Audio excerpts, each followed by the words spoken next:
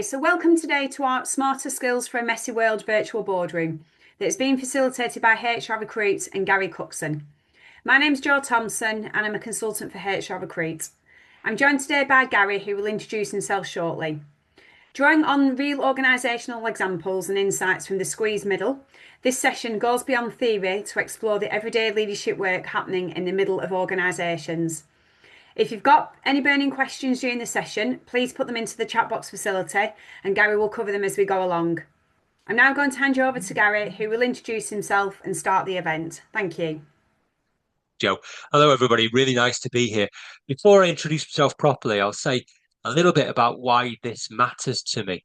I've spent most of my career working with organizations that are trying to make change happen. New systems, new structures, new strategies, new ways of working, that kind of stuff. And what I kept seeing again, again, and again is that the plans were not the problem. Problem was what happened in the middle of the organizations. That's where things got stuck, where things got messy. And that's where people were often doing the hardest work with the least support. So that's what this session is really about. And all of you, you're either manager or you work closely with managers. And those managers you work with have the power to make work better or make work harder for you. And that's something we're going to start to explore. But to start us off with a broad question, I've got a poll that's about to launch on your screen. So have a look at this. It's a yes, no response, and we'll see where we go with this.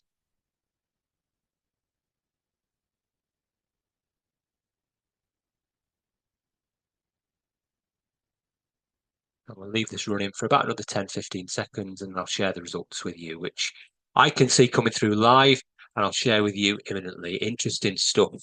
Give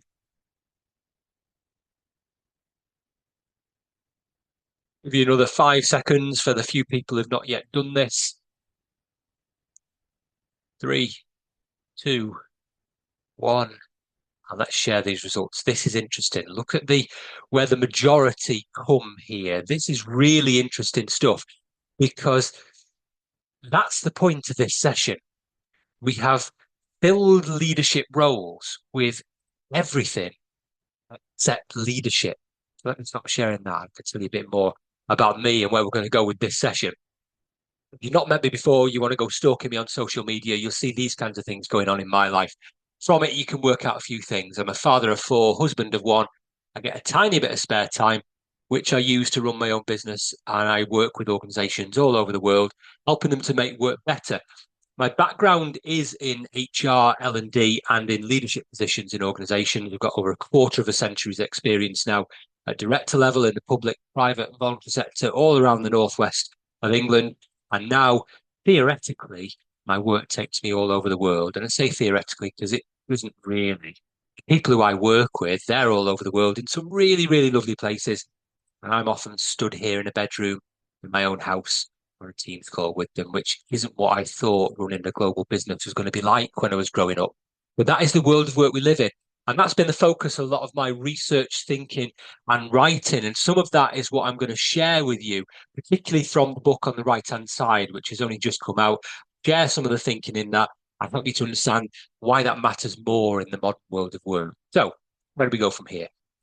This, I think, is true in most organizations. We've got better technology, we've got better data, we've got better processes, and yet work somehow feels harder than ever before.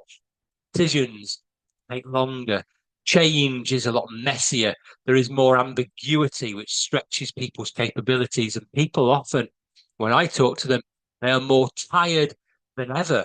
Let's check this for you with our second poll for today. Here's a question. Again, yes, no, launching on screen for you now.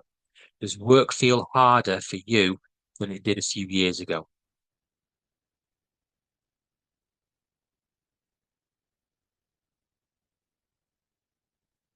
Now, these results are interesting as I look at them coming through live. I'll share with you the results in a moment when everybody's had a go at voting, but it's interesting to see this coming through live.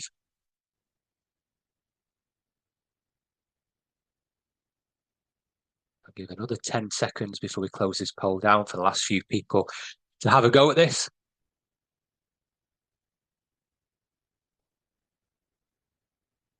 Three, two, one. Let's end this, share the results. This is interesting stuff. We are nearly 50-50 split here, nearly 50-50 split, which suggests there are a lot of organizations getting things right, but there's an almost equal number of organizations not getting it right. And that sense of organizations not getting things right and stop sharing these things doesn't often make sense, because if we do have better systems, work should be easier. But for at least half the people here and probably half the population, it just isn't. It's like upgrading your TV, your Wi-Fi, your sound system, and yet still flip still buffers. At some point, you've got to stop blaming the tech and you've got to start wondering what's going on underneath. And that's where a lot of organizations that I work with are right now. We have spent years investing in systems, but we have underinvested in the people expected to make those systems work. And that means that the problem isn't systems, it is how we are expecting people to operate within the system. Therefore, it's a human problem, or more specifically, a capability problem, a skills problem. And if you want to see where that problem really shows up, you don't look at the top of organizations. And in fact, you don't get much looking at the front line either. You look in the middle of organizations. Here's some stats that are evidence of the problem that we're about to explore, this capability strain. And before we start looking at the percentages, just note the labels: emotionally detached, downright miserable. Those are not labels we should be using to talk about work. Those are labels that I use to talk about my first marriage. But look at the percentages. They've dropped, these percentages, over the last few years. Dropped 3%, 20% engaged, dropped from 23% 4 years ago. And in fact, it's not been moving much over the last 8 years. It's stayed between 19 and 23% engaged. We're not making work better in general for people. And there's been a marked drop since AI became mainstream about 4 years ago. And notably, manager engagement has dropped significantly since then. 9% drop in manager engagement. Why is this? Well, we see a flattening of organizational structures, we see greater spans of control, and we see a lot of fusion and lack of clarity about how AI impacts work. Because if AI handles more process work, and it does that very, very well, the remaining human work becomes more emotionally and cognitively demanding. It requires a slightly different skill set, which we're going to start to explore today. And often work feels a bit like this, especially if you're a manager and you are either a manager or you work closely with people who feel like this. I didn't really understand any of this until I experienced it myself, something I'll tell you about more than once today. There was a constant sense for me that I was responsible for things I didn't fully control. And I remember thinking at the time, is it supposed to feel like this? The middle of organizations is where reality shows up. The middle is that translation layer between strategy and reality, converting one into the other. Strategy sounds really neat at the top of organizations, but it rarely arrives neat anywhere else in the organization. And managers don't just pass messages on, they interpret them. And when that goes wrong, you don't just get disagreement, you get something far worse than that. You get confusion. And that's the bit we still underestimate. Work is emotional before it's logical. People don't resist change because they've done some kind of cost benefit analysis on it. People resist change because they're unsure or they don't feel safe. And then we make it harder because we say we want better leaders. We fill people's time with everything except leadership. So where do we go from here? A practical example of this comes from my own experience. I worked in a UK voluntary sector organisation of around 500 people, and I spent more than a decade there as a middle manager. There was a strong executive team above me. They had clarity of purpose, clear responsibilities, and access to lots of development. Below me sat around 40 frontline managers and supervisors. They also had clear expectations and structured development. But for us in the middle, it felt fuzzy. There were 10 of us, and it often felt like we existed to absorb whatever didn't neatly belong anywhere else. Strategy was above us. Delivery was below us. Somewhere in the middle, we were expected to make all of that work. We had influence, unclear authority. Their responsibility with not always clarity. And when things became messy, which was often, there wasn't a process manual for that. The challenge that we faced was not technical competence, but human capability. And some middle managers struggled not because they were bad managers. They were people trying to navigate ambiguity without support for the kinds of skills the role actually requires. And the kind of skills the role actually requires, things like judgment, emotional intelligence, communication, sense making, and the ability to interpret complexity for other people. The real work of managers is not about delivering plans, translating uncertainty, helping people to understand what does this mean for me, creating clarity when it doesn't fully exist yet, helping anxious people feel calmer and making decisions without perfect information, holding tension without passing panic on. So I changed the way that we thought about development. Rather than focusing on purely technical management skills, we invested in the human side of leadership, creating opportunities for coaching, reflection, peer learning, practical development, giving middle managers more opportunities to learn together, think together, and solve problems collectively. And then what happened? People became more confident, operating with ambiguity. Communication improved, decisions became better, relationships strengthened, and we stopped feeling isolated. The organization started functioning more smoothly because we had become better at the invisible work sits between strategy, delivery. Because when work gets messy, modern work is very, I see in many organizations, success depends much less on technical expertise and more on human judgment. But the real work of leadership is not in organization charts, it's in the space in between them. And when you see that clearly, you realize something else, that the job of a manager isn't what we designed it to be, but it comes with three unique pressures that don't exist anywhere else in organizations. Let's look at those three. First, translation. I mentioned before, strategy is rarely clear. That's because priorities, conflict, and other things happen. Managers don't pass messages, or they should interpret them. Let's give you a really simple example of how this plays out. I've been working recently with an organization going through a really significant period of change, and the senior team putting out updates, emails, slide deck, all the usual things. The middle managers, they were doing what they thought was the right thing. They were filtering the message, they were softening it, they were simplifying it, they were trying to protect their teams from uncertainty. And on paper, that sounds like good leadership, except that what happened was nobody really understood what was going on. People heard slightly different versions of the truth. Some things were left out, some things were guessed. Trust started to wobble, not because anybody was trying to mislead people, all through good intentions. And when we worked through it, the shift was simple. Stop filtering.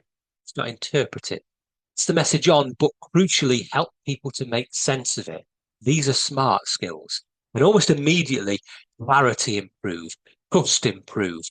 Same strategy, same organization, different human capabilities. That's what we're talking about here. Because leadership, not just about making decisions, it's about how people experience those decisions. Clarity and trust does not come from better slides. It comes from better interpretation. For example, you sit in a meeting where three different things are all presented as a top priority, and you know that can't all be true. You're asked to align the team, but you're still trying to align it in your own head. You're expected to communicate a decision that you weren't involved in making, and then teams get mixed messages. People fill gaps with assumptions, they make stuff up. And leaders at the top of the organization think, people don't get it. The reality was never made clear. Confusion travels way faster than clarity does. The second pressure is emotional load. I mentioned before that work is emotional, change even more so, way before it's operational. People don't resist logic, they resist uncertainty. They react to their experiences, not to the strategy itself. Managers I've spoken to, they absorb conflict and uncertainty and resistance, and that's a huge ask. That's an emotional load that isn't present at any other tier in the organization. They need smarter skills to be able to deal with this. Culture is that moment, not statements. And managers need to know the difference between reading the script and reading the room. So, for example, as a manager, you might have somebody frustrated about workload, somebody else frustrated about fairness. Both expect you to fix it. You might be managing somebody who's struggling, or struggling yourself. You might be delivering a change you don't fully agree with to people who definitely don't agree with that change, and you're holding your team together while things are shifting. You might then become emotionally drained.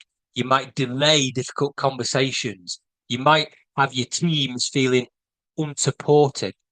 People don't leave strategy, they leave how it feels to work in an organization. And I wonder what drains you more. So, our third poll for today is about to launch on your screen just to see what is draining each of you more. Here it is.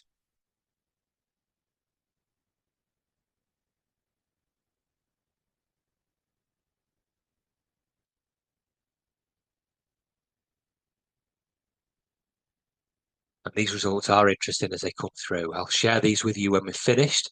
We've got about 10 seconds left on this poll, and then I'll share the results with you. But I can see them live, and this is giving me something to think about. Almost everybody's done. 5 seconds left. 3, 2, 1. Okay, let's end the poll, share the results. Look at this. An even split. No one of these things is dominating any more than the other. And that's okay because we all operate in slightly different contexts. That's okay. But none of those things, workload, people issues, change, none of them are technical problems. And that is the emotional load. Leadership, good leadership, is not about personality or style. It is behavior under pressure. In complex organizations, pressure is constant. Different priorities, difficult decisions, emotional reactions, uncertainty, and managers play a critical role in how that pressure moves through the organizational system. Some managers amplify it. Some just pass it straight on. But most effective leaders regulate it. They convert that uncertainty and tension into clarity, direction, stability. Those are the smart skills. And that's where it gets interesting because when things are straightforward, most people here, myself included, we know how to lead. We can do it pretty well. But when things get messy, decisions people won't like, difficult conversations, competing priorities, that's when behavior shifts. That's when judgment narrows. That's when leadership, in its true sense, disappears or certainly shrinks. When humanity is sidelined and emotion becomes weaponized. And that is what people actually experience from us as leaders. The third pressure is the structural overload. My research shows that for many managers, at least 50% of their time isn't spent leading. They're not using the skills that we need them to use.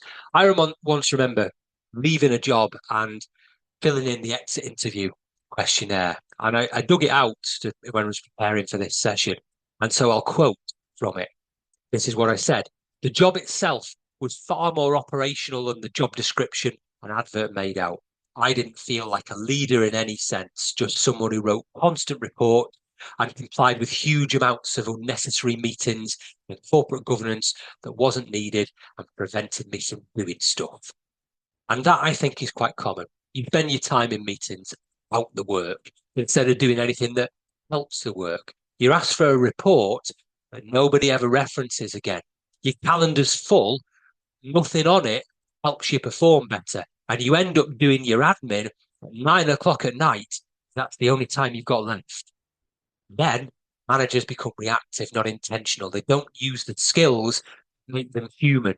We say we want better leadership, but we design jobs that make it impossible. But design can help us too. In one retail organization I've been working with, middle managers in that organization had 25 to 30 direct reports. It's impossible. It's like trying to run a marathon with a backpack full of bricks. You can't do it. What they did then, because they realized that that was a design problem, they designed the way out of it. They reduced that span of control to no more than 10.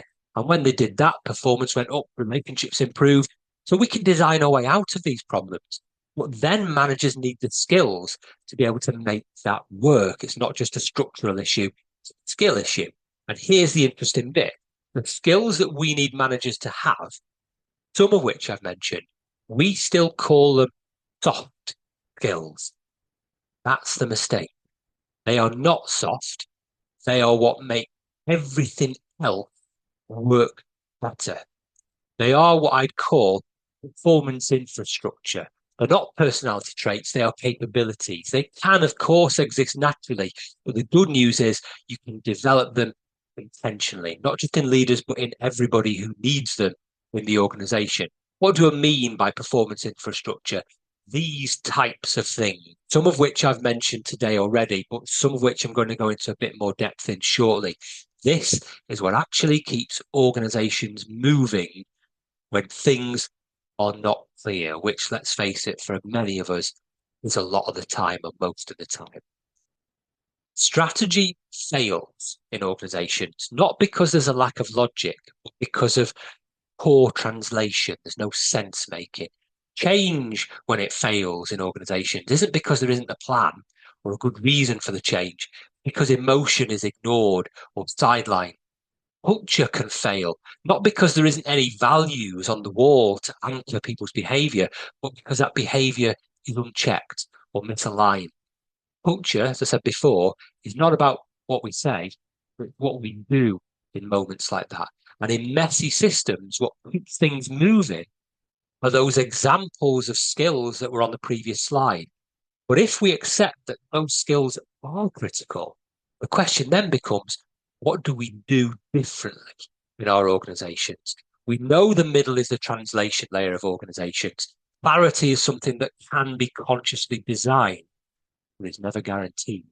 We know we've designed jobs that block leadership, so let's do the opposite. I'm going to give you a few recommendations now that are based on the research and all are around the theme that managers need better support around them from the organizational system. Here's the first one. Reduce admin, reduce the reporting, reduce those pointless meetings. If managers are spending half or more of their time reporting, they are not leading. Let's give you some examples of this. A manager who spends all of Monday morning producing a report that nobody reads, whose weekly team meetings becomes a status update rather than a discussion, whose team seeks their approval for things they've already got the authority to decide, whose inbox is full of emails they've been CC'd into for visibility, who's got to back meetings that allows for no thinking time. And then you do default to reactive mode. Coaching and development disappear first. Decision quality drops. People feel not unmanaged, unsupported, and burnout increases without people realizing it. When time is squeezed, leadership is one of the first things to go. Second thing about judgment. What do I mean by this? Give you some examples. A manager who escalates decisions so they can make themselves, who applies policy rigidly and treats every situation the same when nuance of context is what's needed, who avoids difficult conversations and who waits for more clarity before acting. It's a manager who hasn't developed their ability to use judgment, and that creates bottleneck at senior level. It slows decisions down, it raises frustration across teams. It means there's an over-reliance on policy instead of actually thinking about stuff. Risk avoidance replaces accountability and issues drift. In my voluntary sector example, we addressed this one by creating an action learning culture where problems were shared and discussed, competencies based on demonstrating behavior, judgment, and pressure, all linked to the organizational values. Because if managers can't make decisions, organizations slow down. Third recommendation, connect people. What's an example of this going wrong? Maybe a manager only speaks to their own team. He doesn't know who to contact in another department. And that means problems escalate because relationships don't exist. And cross-team friction happens because the teams don't trust each other. Silos deepen. Work gets duplicated. Collaboration is poor, not natural. And managers feel isolated. Best managers, by the way, don't have all the answers. What they do have They're all the right questions, or should have. When I was young and going through careers discussions at school about what I wanted to do when I was growing up, my mum said to me once, work is not about what you know, but more about who you know. And I was in my teens and I just laughed at that. I thought, you don't know what you're talking about, mum. But actually, the older I get, the more I realize he was right. And she's not around anymore for me to tell her that she was right. But in organizations, the higher up you go, work becomes less about your technical ability and your ability to relate to people. And that's what my mum meant. So we need more middle manager forums, peer learning, something that reduces isolation for managers, something that improves isolation, that helps collaborative sense making. Fourth recommendation, normalize this. What about the manager who sticks rigidly to policy in a sensitive situation, who avoids emotional conversations because they say, I'm not trained for that, who treats well-being as separate from performance and only gives feedback when it's negative? What's the impact then? Psychological safety goes. People hide problems rather than share them. Engagement replaced by compliance. Trust gone. And discretionary effort also gone. I've said before, people don't leave organizations. That's true. They withdraw from them first. So we need to promote that emotional intelligence, reflection, and make that invisible work of managers discussable, tangible, normal, but above all, visible. But it doesn't always work. Sometimes it does. And I've got examples of both. And I'm going to tell you two stories. Firstly, about when it went wrong for me. And then secondly, when it's gone right for me. So this first story, I'd been working in a hybrid way for over a decade, 2 or 3 days at home every week. I knew what good flexibility looked like, the trust, the autonomy, the ability to make it fit around my life. And then I moved jobs. I moved into a director role in a very large organization, which on paper looked great. The title, the package, the status, the salary, really good. But I didn't do enough due diligence. I was seduced by all of that. The reality was very different. There was a long and very complicated commute, further away than I'd ever worked. And I'd assumed that I could carry on working 2 or 3 days a week at home or with flexible hours in the office, but there was no flexibility. There was no remote access at all. This job could only be done one fixed desk between the hours of 9 to 5, Monday to Friday. Even the things that made no sense. For example, once I had a 4:30 p.m. telephone call on a Friday. And you don't want to be hanging about at work on a Friday if you can help it. So I said to the executive who was trying to call me, I'll take this call on the train on the way home. And they said, no, you won't. Stay in the office, take the call, then you can go home when we're finished. And then another time I wasn't very well. So I decided to work at home on offline stuff. But when I went back in the next day, I was grilled on what I'd done and why I hadn't asked permission in advance to work at home. And it got worse. My wife was pregnant with what was eventually our fourth child, and she wasn't coping very well. She was quite unwell at the time. I needed to do more things at home, more school runs, more meals, keeping things going. I asked my manager for temporary flexibility while we were dealing with this, and I was told, no, you're a senior leader. This kind of pressure comes with the job. So we pitched things together as best as we could. And then my mum, who was helping us, she was diagnosed with ovarian cancer and she was suddenly no longer able to help us. And I still got no flexibility from the manager. I did ask, and I was told that I was whining about my problems. And I was told as well, and I quote, you're a man, grow a pair. And we just got through every day as it came. It was one morning, I had to do the school run. I had no other option. And I told somebody I'd be 10 minutes late. And I was. Later that day, from my manager, I got a bollocking for being 10 minutes late. I was told I needed to organise myself better. That's when something shifted. I was already doing everything I could, leaving early, getting home late, but I was angry. Everybody was frustrated with me at home and at work, and I started making bad decisions. I wasn't there for my team or my family. My energy dropped, my performance dropped, my health suffered, and it wasn't because I couldn't do the job. It was because I wasn't being led like a human being. And eventually, as you would expect, left. Not the organization. It was a good place. The manager. And here's the thing. Technically, procedurally, everything they said to me was correct. Completely missed the point. There was no curiosity, no understanding, no empathy, no sense that this was a human situation, just an operational inconvenience.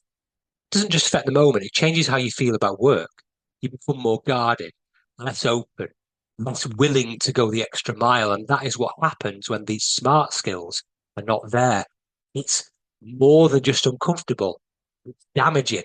When it goes wrong, when these smart skills are not deployed, it can be disastrous for the individuals and the whole organization. Nothing in that example, nothing about the structure changed, but the experience of leadership did. I didn't leave the organization. I left how it felt to work for that manager. Leadership, as I mentioned before, is about how people experience decisions. And I've seen what it looks like when it goes wrong, but I've also experienced the opposite. So I'll tell you about the opposite here. About 17, 18 years ago, I was going through a very painful divorce, very difficult, very public as well. I was in pieces and I didn't know how to show up at work or even if I should.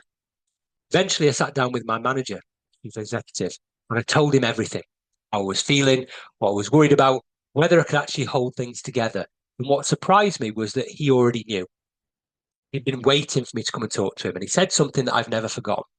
He said, Gary, you've shown a lot of loyalty to me and this organization over the years, and sometimes that gets repaid.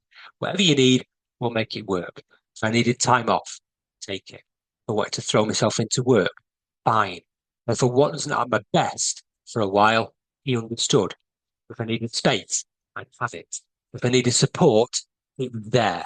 He didn't tell me what to do. He trusted me to decide, and he me. And that changed everything. With the same level of pressure, it was a completely different experience because I felt trusted. I felt human. I felt like I didn't have to pretend to be fine when things weren't. And because of that, I'm fairly certain I recovered quicker. And my loyalty to him and the organization went through the roof. And that moment has stayed with me because I've experienced both extremes. And the difference between those two experiences is not structure, it's leadership. Get these smart skills right, and everything else, it's easier. But what does the future hold for us? Technology is going to change how work gets done. It's bound to, but it won't replace the human work, leadership, can't. And that human work happens mostly in the middle of organizations, but in other places too. And in messy organizations, which is a lot of the organizations I come into contact with, it's not systems that keep things moving. People, people like you and other leaders in your organization. Right now, in too many organizations, we're asking people to hold complexity, pressure, uncertainty without giving them the space, support, or skills to do that well. And then we wonder why things don't land. The smart skills make a difference in this messy world, and that is even more important for the future world of work that we're headed into. The skills that we call soft, judgment, emotional awareness, sense making, actually hold everything together. They have been the operating system all along. So as I move towards the end of what I need to cover with you today, you can get ready to ask me questions about some of this. Let's sum up. If all of this is true, if the middle is where work really happens, then a few things follow. First, we've got to make visible the emotional side of leadership. We've got to recognize it, reward it, build it, normalize it, because that is what people actually experience. Second, we need to develop judgment, not just policy. The real work of leaders is not written down anywhere. Third, we need to help people to tolerate ambiguity, to be able to make decisions under pressure. For example, working through what AI means for everybody and experimenting and learning. And then finally, given that most of this gets clustered around the middle of organizations, stop delayering and start building true capability there and support them appropriately. None of that, none of that's complicated. All of it is missing in too many organizations. You don't fix organizations at the top. you fix them in the middle or not at all. And now I'll hand back over to Joe. We can deal with any questions.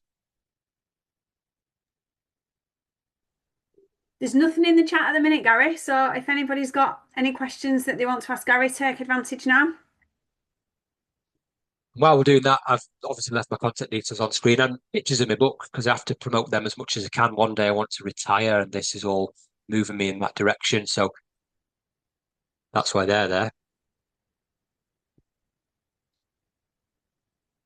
Joe has asked me to provide my slides, which I'm happy to do. They'll be coming to you or being made available to you in PDF format following today's session.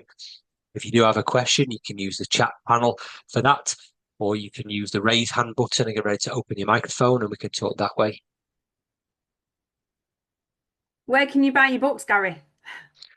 All good bookstores, Joe. Amazon is a good place to go. Waterstones, Goodreads, any of those places are good places to get hold of the book, wherever you buy your books from.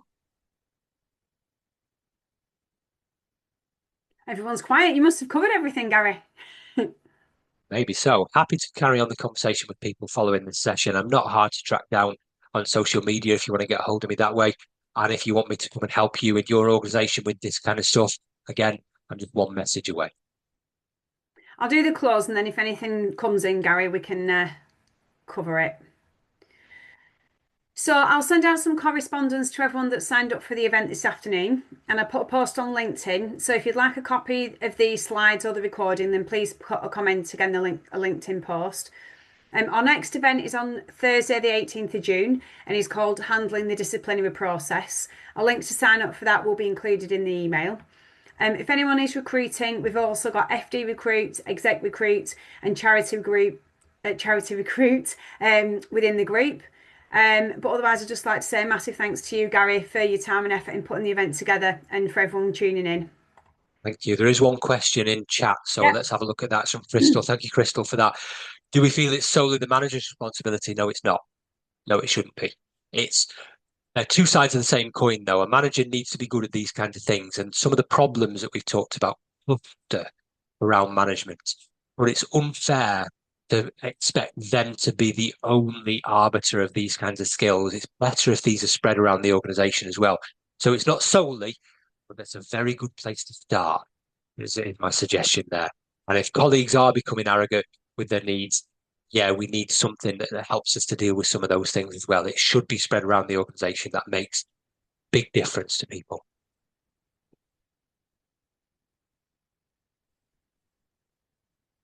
There's a nice comment there, Gary. Yeah, thank you, Alex, for that one.